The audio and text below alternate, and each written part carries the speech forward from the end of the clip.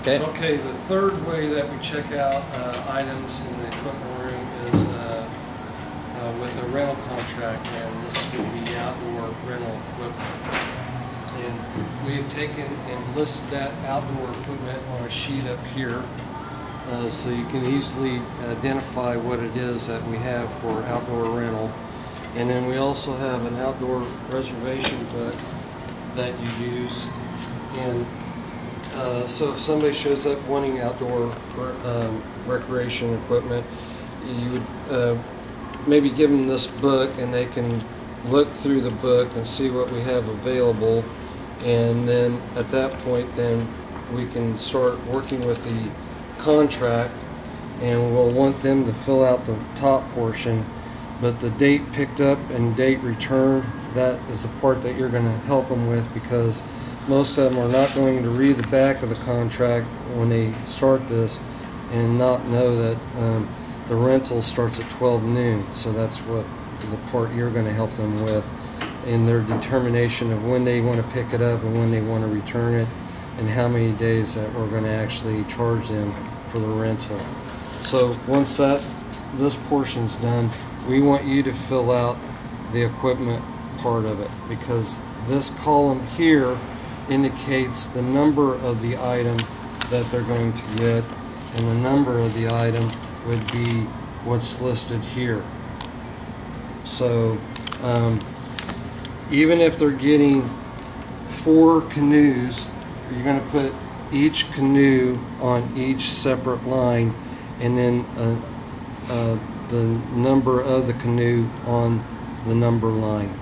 And then all of our rates and everything are in the book at the front of the sheet, so you can tally up what it is that they're going to be charged for the item and for how many days. Once this is filled out, then you would ask them to read this and sign this, because a contract is not a contract unless it's signed. And then also, it's not reserved until it's paid for. So you want them to take this contract and take it up to the business counter and pay for it. And then once they pay for it and bring it back, then that's when you'll take the book and fill out the information on a reservation page, much like was done here for this outdoor volleyball set.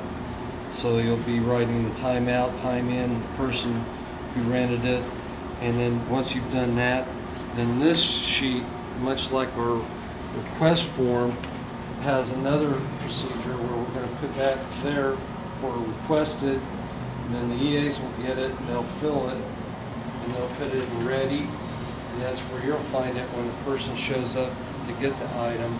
And you're going to pull the contract, find the items in the back of the equipment room, and the most important part is that you're going to make sure it's signed.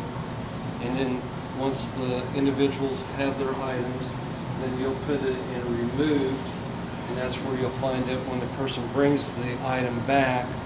And basically you're going to check the date it was returned and initial it, so we know who it was that turned the items back into, and then that will be put into return.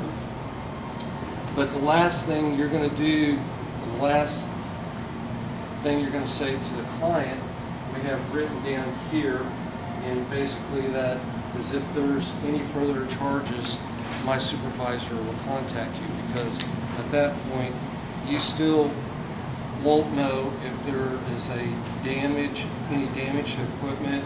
We won't know if there's a cleaning fee that needs to be charged. We won't know if there's a replacement fee that needs to be charged, because you won't be looking at that equipment. So it's very important the client knows that there could be other charges included in this contract, that it just won't be figured at the time that they return equipment. They'll be contacted if there's other charges. So that's vitally important that they know that. That's good.